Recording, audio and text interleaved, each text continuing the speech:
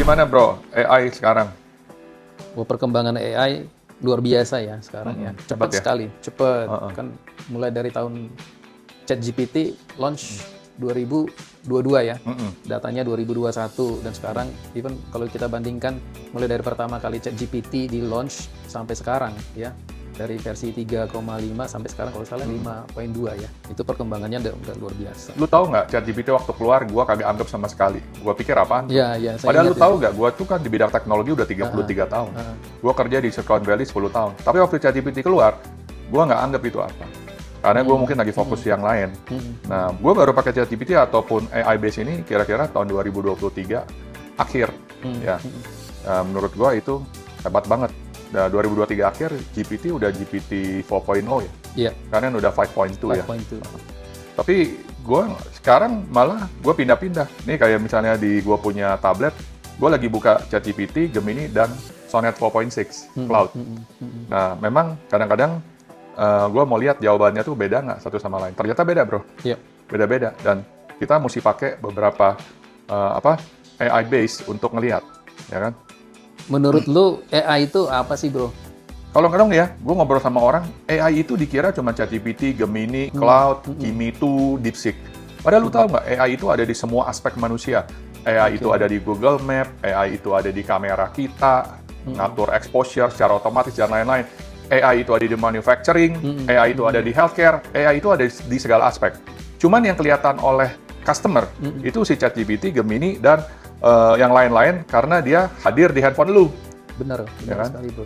Karena saya ingat sebenarnya algoritma AI itu sudah lama ada di Google Map juga sudah ada lama ya, tapi mereka tidak announce. Bahkan di kamera juga sudah ada. Saya ingat banget Google juga sudah mengenhance fotonya dengan menggunakan AI. Tapi aplikasi AI-nya sendiri secara independen tidak ada di handphone ya. Tapi kalau gue bisa tanya nih ya bro ya. Waktu itu ya, apa yang membuat you bisa mengconsider AI, wah ini udah saatnya nih, AI ini benar-benar bermanfaat. Ya kan, sebelumnya dan setelah akhirnya sadar menerima AI itu sangat bermanfaat, kira-kira apa bro? Ya, kalau gue bilang gini ya, kenapa si GPT atau AI yang berbasis teks itu lebih cepat diadopsi oleh Gen Z? Oke. Karena Gen Z itu anak muda lebih ke early adopter. I see. Ya, mereka lebih gampang karena mereka tidak punya pekerjaan. Kayak gua kan, gua mesti kerja, bro. Jadi gua ada satu track yang gua mesti jalanin, sehingga lu nggak bisa bilang, ada AI baru, tiba-tiba gua banding setir. Karena gua banyak kerjaan. Jadi it takes time tuh, buat orang-orang kayak gua, untuk mengadaptasikan untuk sesuatu hal yang baru. Tapi setelah gua pegang AI, atau ChatGPT atau yang lain-lain, itu menjadi sangat luar biasa. Gue tuh melihat begini, kalau lu jalan kaki, lu cuma bisa jalan 10 km. Lu dikasih motor, lu jalan 100 km. Lu dikasih mobil, lu jalan 1000 km sampai Bali. Lu dikasih kapal terbang, lu nyebrang lautan. Nah, gue lihat ini AI ini adalah seperti pesawat terbang. Kita dikasih pesawat terbang, ya kita nyebrang lautan. Ini mempercepat akselerasi pekerjaan kita 100 sampai 1000 kali lipat, bro. Ya. Makanya, gue ngelihat kemajuan AI ini harusnya bisa dimanfaatkan oleh anak-anak muda ataupun universitas-universitas perguruan tinggi, bahkan harus diajarin dari SMP, bro. Ya, saya setuju sekali itu. Ini ada banyak yang bertanya nih, bro ya. Apakah AI itu bisa membuat orang bodoh jadi pinter, ya kan? Sehingga semuanya jadi pinter. Sehingga tidak ada lagi beda antara orang bodoh dengan orang pinter. Gimana, bro? Menurut gua ini sih, itu mitos ya. Iya, iya. Apakah penemuan pen akan bikin lu lebih banyak menulis? Kagak juga. Orang bodoh tetap bodoh, orang pintar tetap pintar. Cuman, orang pintar kalau dikasih alat yang lebih hebat, dia makin pintar. I see. Jadi ginilah intinya. Dengan adanya AI, itu sebetulnya harus ada kemauan. Orang yang punya liability menjadi potensi. Potensi menjadi aset. Aset menjadi lebih hebat lagi, gitu. Ya. Tapi, lu juga jangan lupa, ada orang bodoh. Gue kalau ngomong bodoh bukan berarti IQ jongkok ya. Bodoh ada yang IQ jongkok, ada yang males. Ada orang bodoh dalam arti mungkin IQ jongkok atau malas, gue nggak tahu. Tapi dikasih AI, tiba-tiba dia bisa melesat tinggi ke atas. Tiba-tiba dia in tune and align gitu loh. Bisa juga. Malah yang dulunya kelihatan pintar, bisa disalip sama dia. Jadi, kita nggak pernah tahu. Intinya, ini AI tools ini adalah satu pesawat terbang yang bisa membuat kita nyebrang lautan.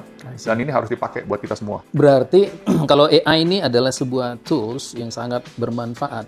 Pertanyaannya, apakah masih dibutuhkan orang itu diajari untuk bisa menggunakan tools ini supaya manfaatnya optimal?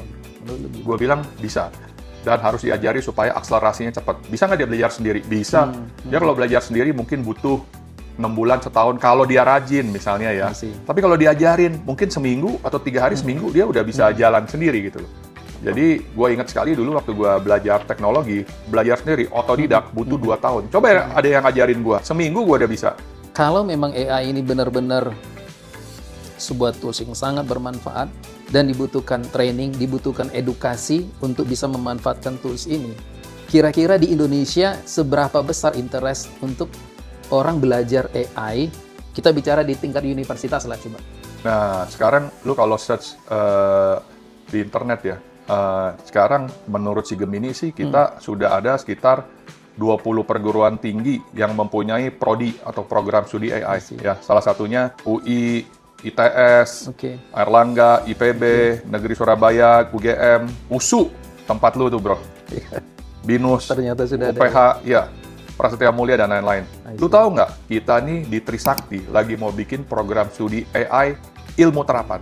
Ya, kita sekarang hadir Ibu Dekan, Profesor Rianti dari Universitas Trisakti, Fakultas Teknik ya? No, Fakultas Teknologi Industri. Oh, Fakultas Teknologi Industri.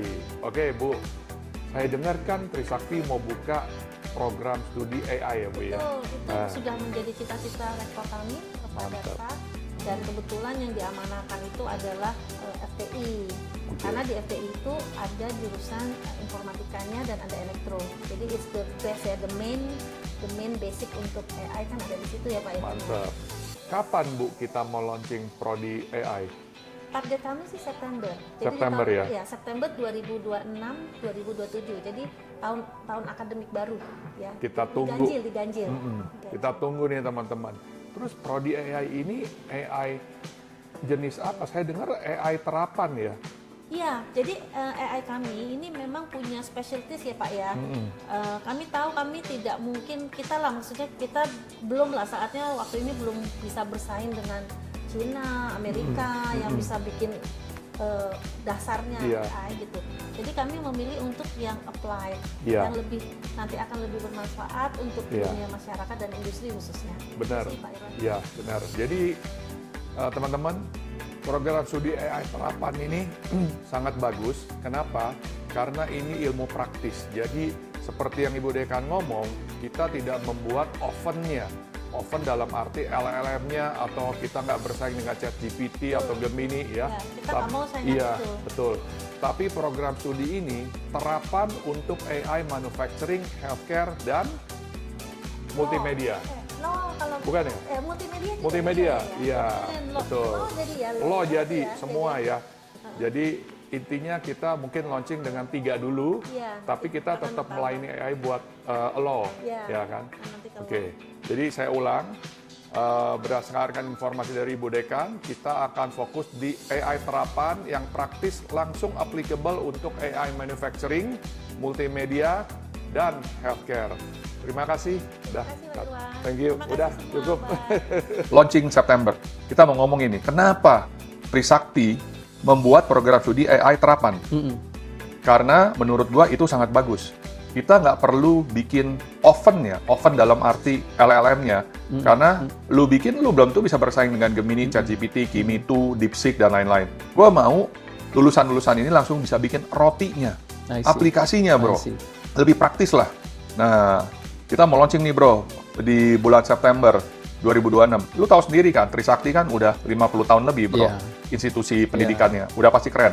Kita juga mau kerjasama dengan beberapa universitas di Cina yang memang ahli AI. Studi di Indonesia 2 tahun bisa dilanjutkan ke China atau mau lulus di Indonesia juga boleh. Berarti fokusnya itu adalah untuk memanfaatkan teknologi AI yang ada sekarang, ya, penerapannya seperti apa, fokusnya di situ ya bro ya, bukan menemukan another DeepSeek, menemukan another ChatGPT, benar nggak bro? Benar bro, jadi kita nggak ngomong menemukan another DeepSeek, ChatGPT, kita ngomong sekarang fokus di 3 industri dulu nih. Untuk September 2026 S1. AI terapan untuk manufacturing. Sekarang banyak sekali manufacturing yang menggunakan AI. Bahkan dark factories di Cina itu artinya, kenapa dark factories? Artinya pabrik gelap. Bukan dia melakukan hal-hal yang gelap, tapi di pabrik itu sudah nggak ada manusia lagi. semua diatur oleh robot yang dikendalikan oleh AI. Jadi very efficient. Nah, yang kedua, kita punya AI terapan berbasis healthcare. Yep. Nah, ini healthcare penting nih, bro. Pasti. Lu sama gua kan udah di industri rumah sakit lebih dari 10 tahun ya, bro ya. Lu tahu nggak, dokter aja yang praktek 10 tahun di rumah sakit, belum tentu dia tahu semua alat di rumah sakit itu apa. Benar. Lu tahu nggak dokter cuma masuk kamar praktek pulang lagi? Paling nih, dia nggak akan masuk ke farmasi, dia nggak akan masuk ke X-ray kalau tidak perlu. Dia kirim orang kok ke X-ray, yang X-rayin bukan dia kok, susternya. Mungkin dia sekali 2 kali doang, kalau dia juga memerlukan X-ray. Nah, lu tahu nggak, kita bikin prodi AI terapan khusus healthcare itu buat apa? Karena orang kayak lu sama gua, kita yang udah di healthcare 10 tahun, kita tuh ngelihat sampai dalam-dalamnya, termasuk smart farmasi. Nah, di AI terapan Trisakti itu nanti akan diajarkan alat-alat ultra modern, mechatronics yang sangat hebat, supaya mahasiswa-mahasiswa ini bisa membuat engineering healthcare yang berbasis AI yang lebih murah daripada yang ada sekarang. Lu tahu nggak smart farmasi itu ada alat yang satunya 5 miliar. Dan gue kasih tahu, nggak ada satupun rumah sakit di Indonesia yang menggunakannya. Yang pakai itu smart farmasi yang mesinnya 5 miliar yang gue kagak sebutin nih mereknya. Itu cuma dipakai di Malaysia, Singapura, Cina, Jepang, Korea, bro. Lu keliling Indonesia semua nggak ada satupun alat seperti itu. Nah, kalau kita nggak mau memperkenalkan ini kepada mahasiswa, gimana dia bisa bikin, bro? Benar. Daya imajinasinya dari mana? Lu mau bikin handphone, lu nggak pernah lihat handphone, lu bisa bikin nggak? Lu mau bikin mobil, lu nggak pernah lihat mobil, lu bisa bikin nggak? Nggak bisa. Makanya itu adalah tugas kita, bro, yang sudah berpengalaman, baik di Indonesia maupun di luar negeri. Kasih cahaya terang kepada mahasiswa. Lu harus bikinin loh. Alat ini dijual, diimpor dari Cina, di luar negeri, 5 miliar. Lu bikin, 2 miliar lu jual. Membantu rumah sakit kita juga mempunyai alat yang modern, dengan harga yang murah. Kenapa banyak rumah sakit kagak mau beli alat seperti itu, bro? Kagak balik modal, bro. Dihitung-hitung. Iya. ROI-nya lama. ROI-nya lama, jadi dia nggak beli. Iya. Gitu kan. Padahal, lu tahu nggak dengan smart farmasi itu, obat bisa langsung dikeluarkan dari resep dituliskan secara komputer. 21 detik obat itu sudah siap. Di menit pertama sudah siap di counter untuk ambil. Apalagi kalau sudah pakai automatic dispensing-nya lagi ya. Itu smart farmasi adalah automatic dispensing, bro. Sudah ada di dalam ya. Sudah ada. Luar Itulah biasa. yang mahasiswa-mahasiswa dan mahasiswi kita nanti yang lulus dari terapan healthcare membuat mechatronics, mekanisme, dia 3D printing, dia bikin desain engineering-nya, memproduksi. Jadi kita punya slogan dari teori jadi solusi, bro. Nah, ini hebatnya di Fakultas Teknik Trisakti, itu teori-teori semua harus bisa dimaterialize, harus bisa dikerjakan. Nah, ini menarik, bro. Karena kan ada juga yang men-challenge gini ya. Loh, saya kan udah ngerti pakai DeepSeek, pakai ChatGPT, pakai Grok. Ngapain saya harus belajar lagi AI di sebuah universitas, kan gitu ya. Tapi dengan penjelasan ini menarik sekali karena ternyata AI bukan hanya sekedar kita search bertanya di ChatGPT kan gitu ya. Ada peralatan-peralatan yang menjadi bagian daripada solusi AI ini. Lu bener. AI itu bukan cuma ada di ChatGPT, Gemini, AI itu ada di mana-mana di segala aspek kehidupan manusia seperti yang tadi gua ada sebutkan. Makanya itu harus dipelajari. Jadi kalau orang bilang ngapain gua belajar AI, kan gua udah bisa ChatGPT, gua udah bisa Gemini, sama. Ngapain gua belajar mengarang, menulis buku, bikin business writing, kan gua udah bisa pakai pen. Bukan begitu caranya. Lu udah bisa pakai pen, lu belum tentu bisa menulis business writing. Lu betul-betul bisa pakai pen, lu belum tentu bisa sketsa. Kita nggak usah ngomong AI yang buat lain punya jurusan deh. Kita ngomong lu pakai ChatGPT sama Gemini aja, lu belum menguasai 100%. Kebanyakan orang baru 5-10% cara ngepromnya. Itu the power untuk explore sampai kita bisa menggunakan 100% itu butuh latihan, bro. Butuh kita mengerti algoritmanya, cara berpikir AI tersebut ya. Iya. Dan lu punya pertanyaan ada 100-100.000 nggak? Kebanyakan orang sampai pertanyaan 4 udah stop, bro. Benar. Berarti tetap kita harus luangkan waktu bersama AI. Lu harus banyak berpikir dan ditemenin oleh AI. Lu kalau pikiran lu kosong, ada AI di depan lu juga percuma. Itu yang membedakan orang yang bodohnya sama yang pintarnya. Iya, orang bodoh dikasih AI, nggak diapa-apain. Orang pintar dikasih AI, bikin 10 pertanyaan di 100 pertanyaan, bro. Benar. Berarti orang bodoh justru bisa membawa AI ke jalan yang sesat nih, bro. Benar nggak itu? Orang bodoh membawa AI ke jalan yang sesat. Itu masih mending, bro. Kalau orang bodoh pakai AI ke jalan yang sesat, berarti dia masih rajin nanya, bro. Ya kan? Makanya dia tersesat.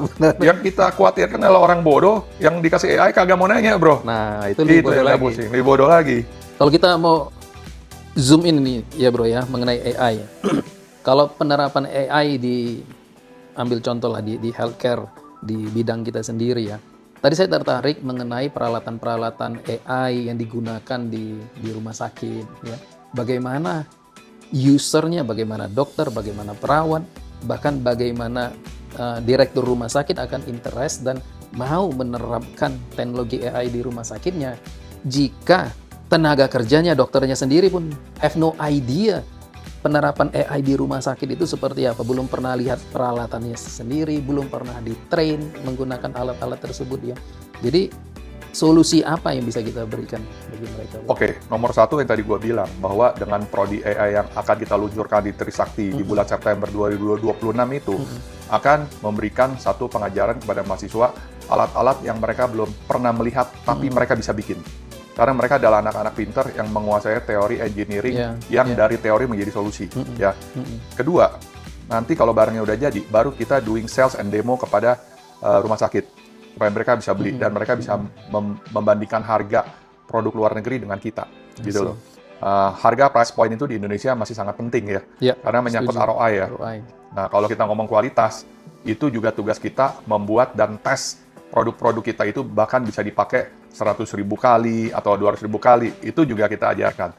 Jadi memang kita masih jauh mungkin untuk memproduksi peralatan yang high class, yang high performance. Tapi kita harus mulai dari sekarang. Benar.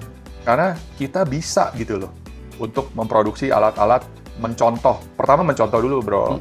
Kedua baru kita mengimprovisasi. Ketiga baru kita berinovasi. Jadi kita mau ajak orang-orang Indonesia, terutama anak-anak muda, untuk ambil program studi AI terapan di Trisakti, bro. Ya. Dan menurut saya gini ya, bro ya. Dibutuhkan ada sebuah tempat, ya satu tempat seperti lab begitu, di mana semua solusi AI untuk healthcare ini ada di situ, end to end gitu. Lu benar, bro. Jadi di Trisakti itu semua ada. Ada bengkelnya, ada 3D printer, ada 3D model, nanti dirakit dan itu menjadi satu model yang bekerja. Ya.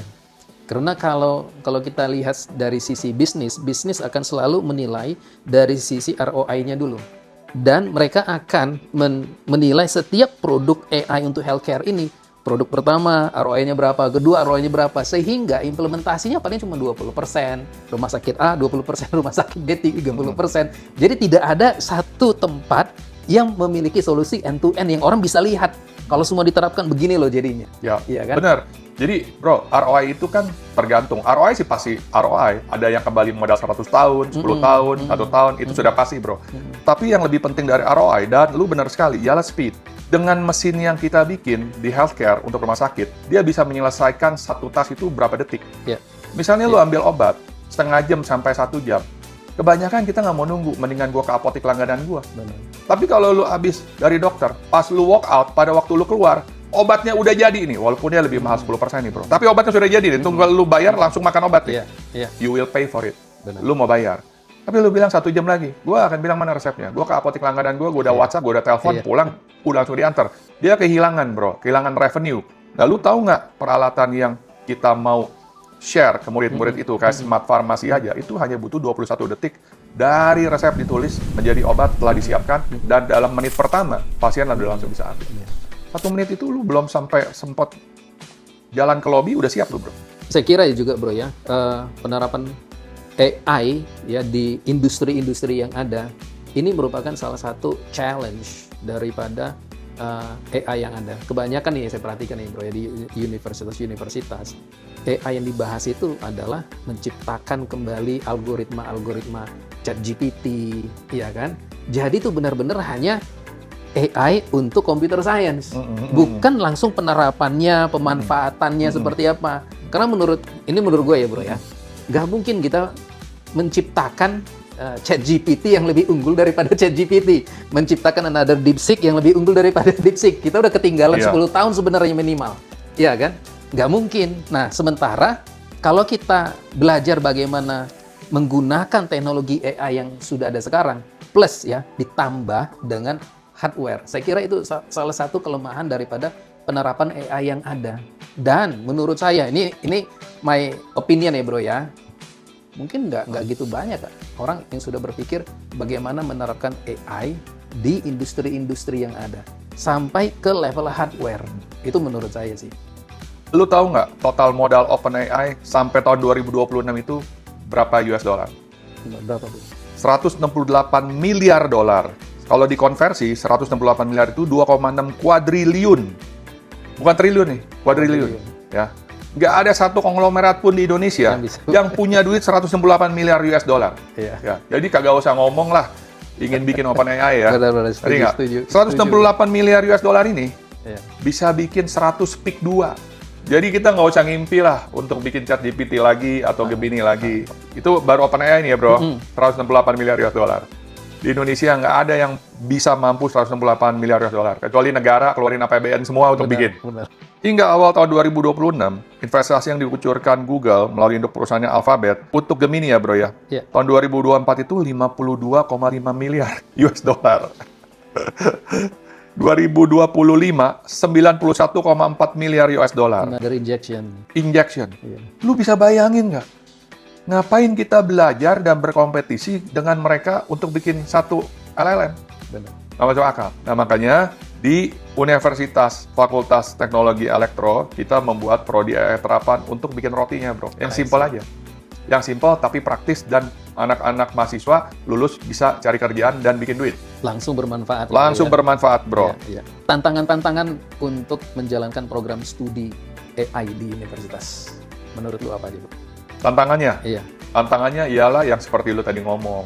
Ngapain gua belajar AI kalau lu kayak ngerti ya? Ada satu wakil rektor tapi bukan di Trisakti. Bukan. Waktu ngomong AI dia bilang ngapain Pak? Kan ini bisa belajar sendiri. Gua sampai kaget. Seorang wakil rektor dari universitas terkenal bukan Trisakti. Sampai dia pikir AI itu cuma ChatGPT atau Gemini atau apa yang bisa pelajari. Lu bisa bayangin nggak seorang wakil rektor yang S3 masih berpikir seperti itu. Dan gue nggak heran, dan gue nggak kaget kalau orang tua murid pun banyak yang berpikir seperti itu, bro. Itu salah satu tantangannya. Kedua, ialah kita mesti kasih tahu orang tua murid dan murid, lapangan pekerjaan apa yang akan mereka dapatkan waktu ini lulus. Karena job ini udah shifting, bro. Banyak jobs yang hilang karena AI, dan banyak jobs yang tercipta juga karena AI. Seperti apa contohnya? Kita belum tahu, tapi job transformation itu sudah mulai ada. Ya, salah satunya sekarang, dari program studi AI yang kita bikin di Trisakti itu nanti untuk September 2026 itu, manufacturing, healthcare, dan multimedia. Multimedia, bro, itu ada satu genre film yang berbasis AI. Dan di genre film yang berbasis AI itu, di dalamnya ada lagi genre-genre yang lain. AI horror, AI action, AI drama, dan lain-lain. Dan bintang filmnya semua AI, bro. Dan lu tahu nggak modal yang lu butuhkan cuma 0,1% daripada Hollywood. Jadi kalau Hollywood keluar 1.000 miliar atau 1 triliun, lu cuma keluar 1 miliar. Kalau Hollywood keluar 100 miliar, lu cuma keluar 100 juta. Luar biasa kan, bro? Ini kita diskusi aja ya. Tapi menurut saya ya, sekalipun ada begitu dan lumayan banyak universitas yang mau menerapkan AI ya sebagai salah satu program studi di universitinya. Tadi udah ada beberapa ya. Tapi menurut saya nih bro ya, kemungkinan besar mereka itu belum tentu benar-benar tahu mengenai program studi AI itu sebenarnya harus ngapain, harus mengajarkan apa. Tapi lebih kepada kalau gue nggak mulai sekarang nih, gue keduluan sama yang lain. Jadi kalau kita di saham itu kan kita kenal sebagai orang-orang FOMO nih. Nah, menurut lu ada nggak kesan-kesan ke arah seperti itu bahwa universitas ini, gue harus ada AI juga nih, regardless gue tahu manfaatnya ataupun enggak, pokoknya gue masuk dulu gitu. Karena yang lain udah pada masuk. Ya bro, AI itu adalah the new gold rush. Itu adalah gold rush yang baru. Dan AI ini bukan satu halusinasi. AI ini adalah satu konkret. Contohnya seperti gini lah. Lu mungkin nggak kerja di kantoran sekarang pakai kertas lagi tanpa laptop? Nggak mungkin. Nggak mungkin. Sama. Ke depan, lu nggak mungkin kerja tanpa AI, bro. Lu kerja tanpa AI, sama juga lu sekarang kerja tanpa laptop, hanya mengandalkan kertas dan pen. Udah nggak mungkin lagi. Jadi ini bukan soal FOMO, ini adalah satu kenyataan hidup. Dunia sudah bergerak ke arah itu. Demikian juga universitas, ya? Iya dong, kalau dunia udah bekerja ke arah situ, dan universitas harus ikut membantu untuk mengequip mahasiswa-mahasiswa atau tenaga kerja dengan teknologi tersebut. Gitu. Ya. Selain tadi tantangan yang lu udah sebutin untuk memulai sebuah program studi AI, ada juga nggak tantangan dari sisi, menurut saya, fasilitas yang harus disediakan? Karena kan menurut saya AI ini bukan hanya kita cuma ngajar aja gitu ya, tetapi harus ada facility yang harus disiapkan, harus ada lab-nya, harus ada kita bisa melakukan demo juga seperti itu ya. Oke bro, karena ini adalah AI terapan, dosen-dosennya atau tenaga pengajarnya harus pintar menggunakan lebih daripada satu tools. I see. Jadi contoh, AI untuk multimedia, profesornya atau tenaga pengajarnya harus bisa C-Dance, Bio 3.1, 3.2, Sora, harus bisa Kling, dan dia harus tahu tools mana yang nanti waktu lebih hebat dia akan ngajarin seperti itu. Sama juga dengan manufacturing dan di healthcare. Tenaga pengajarnya harus menguasai lebih daripada satu materi dalam itu. Dan ini biasanya tenaga pengajarnya adalah orang ilmu praktisi yang sudah bekerja di industri, sehingga berpengalaman dengan bermacam-macam device gitu loh bro. Jadi mahasiswa-mahasiswanya mendapatkan pengetahuan yang lebih daripada hanya satu aja. Terkait AI ini, saya nggak tahu apakah sudah ada regulasi dari pemerintah. Menurut si Gemini ini bro, hingga saat ini, Maret 2026, regulasi AI di Indonesia telah berkembang dari sekedar imbauan etis menjadi kerangka hukum yang lebih formal dan mengikat. Pemerintah saat ini sangat fokus pada keseimbangan antara inovasi teknologi dan kedaulatan digital. Jadi sekarang ada Perpres, Peraturan Presiden AI awal 2026, sedang memprioritaskan Perpres tentang Peta Jalan Kecerdasan Artifisial Nasional 2026 sampai 2029. Ya, tujuan memberikan payung hukum nih bro, yang kuat bagi kementerian, lembaga, industri dalam mengembangkan AI. Jadi kita sudah punya roadmap. Sedang digodok ya. Terus fokusnya mengatur strategi investasi, infrastruktur data, pengembangan talenta, serta memastikan AI yang humanis dan inklusif. Ini gue cerita, AI itu bukan cuman teknologi doang, ini infrastruktur bro. Lu mau bikin AI yang bagus, lu mesti punya electricity atau listrik yang kuat. Benar. Ya, kita tahu Cina bangun solar panel, windmill, data center di bawah laut. Kenapa? Untuk menggerakkan AI yang bagus itu data centernya membutuhkan listrik dan pendingin yang sangat luar biasa, bro. Yeah. Ya, jadi kalau kita ngomong AI ini di kepemerintahan bukan cuma itu aja, dan ini benar, fokus mengatur strategi investasi infrastruktur data. Karena AI yang kuat ini harus memiliki infrastruktur data dan mekanisme pendingin dan listrik. Yeah. Lu tahu nggak Cina udah ekspor token listrik untuk AI, jadi dia ada token listriknya. Nanti kita bahas itu, oke? Oh, menarik, bro. Saya kira ini prediksi saya, pasti di dalam itu nanti akan dibahas juga mengenai etika memanfaatkan AI, termasuk juga plagiarisme juga, iya kan? Karena mengenai undang-undang hak cipta, bagaimana kita, misalnya sebuah produk ya, diciptakan dengan menggunakan AI, iya kan? Ya. Hak ciptanya ada di siapa, bro? Jadi di program pemerintah juga gua baca, ya tapi gua nggak tahu mereka akan bagaimana mengimplementasinya. Di nomor 2 juga ada namanya pedoman etika dan surat edaran, ya kan? Jadi surat Menkominfo nomor 9 tahun 2003 mengenai etika kecerdasan artifisial. Jadi ini harus ada transparansi, akuntabilitas, keamanan dan privasi. Dan gua cerita dulu nih bahwa negara induk pembangun AI atau Cina aja itu masih menggodok hal ini. Jadi contoh, lu suruh si Gemini, ChatGPT, Kimi 2 atau DeepSeek untuk menciptakan image, itu image-nya punya AI. Sekalipun lu yang nge-prompt. Instruksi lewat prompt gitu ya. Tapi dia yang bikin. Karena apa? Liabilitasnya diambil oleh dia. Makanya setiap dia bikin image itu ada tandanya. Kalau si ChatGPT tulis CR, Gemini ada bintangnya sebelah kanan bawah. Itu cuma kasih tahu bahwa gue yang bikin. Ya, jadi lu mau punya hak cipta, boleh. Liabilitasnya lu mau nggak ambil. Intinya, lu kalau bikin prompt, lalu dia tiba-tiba keluar Superman, lu dapat tuntutan dari Disney, Bernard mau nggak ngambil liability-nya? Enggak kan? Karena yang bikin bukan lu, yang bikin si Gemini atau GPT otomatis yang punya liability, hak ciptanya ada di dia, bro. Sekalipun misalnya kita kasih arahan nih, saya mau aktornya alisnya seperti ini, ya kan? Tampangnya kira-kira seperti Chow Yun Fat, ya kan? Benar. Nah, itu hak ciptanya ada di siapa? Liability-nya saya kira memang liability dan hak cipta harus ngikut, harus di satu orang. Enggak, gitu. gini, liability harus ada di yang menciptakan, bukan yang kasih ide. Gua ambil contoh, bro. Dokter suruh lu periksa darah ke sebuah lab, ya kan? Lalu lab itu melakukan kesalahan pemeriksaan. Dokternya yang salah atau labnya yang salah? Labnya. Iya, itu maksud gua. Labnya yang bikin kan? Jadi sama juga di dalam AI, kita nge-prompt, kalau dia jawabnya salah atau dia bikin gambarnya salah, yaitu liability-nya ada di yang memproduce image tersebut. Tapi kalau dia benda mati kan nggak bisa dituntut, Bro. Itu kan memang itu benda mati, tapi yang bikin kan tidak mati, Bro. Yang punya mesin yang ChatGPT, mendanai kan gitu. Produsennya Produsennya Gemini sama OpenAI kan bukan orang mati, Bro. Iya, orang hidup. Bisa dituntut. Bisa. Makanya dia ada bisa ambil liability. Iya. Oke. Intinya Ya, dia bisa aja kasih lu satu kredit. Cuman lu yang dapat liability-nya. Ya. Jadi ini ibaratnya seperti kalau kita punya perusahaan IT, ya kan, kita mendesain sebuah software, kita bagian daripada tim developernya, kita kan udah buat nih produknya, tapi kan berarti hak cipta bukan di kita gitu ya sebagai programmernya, kan gitu. Sekalipun kita yang mendesain gitu ya, hak cipta tetap ada di perusahaan tersebut. Nah, sudah kalau itu gimana? Lu lagi bikin nih desain, bikin development, lu udah bikin code nih, lu merilis pakai Python, itu hak cipta siapa? Hak cipta tetap di perusahaan yang menggaji gua. Itu bukan hak ciptanya Python ya? Bukan. Itu hak ciptanya lu bukan? Bukan juga. Bukan. Tapi kalau lu yang punya perusahaan, itu kalau lu bikin secara individu, itu hak cipta lu bukan? Ya, hak gua. Dalam hal ini berbeda ya dengan si AI. Karena lu melakukan programming atau coding dari A sampai Z. Perbuatan lu semua. Iya. AI ini kan beda. Lu kan cuma instruksi, dia kerjain. Kalau di developer, lu kasih instruksi dan lu yang kerjain. Iya. Liability-nya semua ada di lu.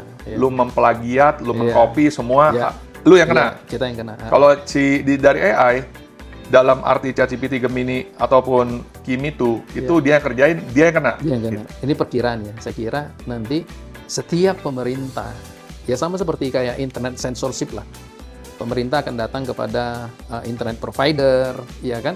Saya mau tetap sensor ini harus diterapkan, ya. Saya kira hal yang sama akan diterapkan juga di setiap engine AI, ya. Tolong, kalau you produce image, tolong tetap harus dikasih identifikasi bahwa ini di-generate oleh AI lah namanya, atau tidak boleh menghasilkan gambar-gambar yang persis mirip seperti aktor aslinya yang sudah ada hak ciptanya gitu.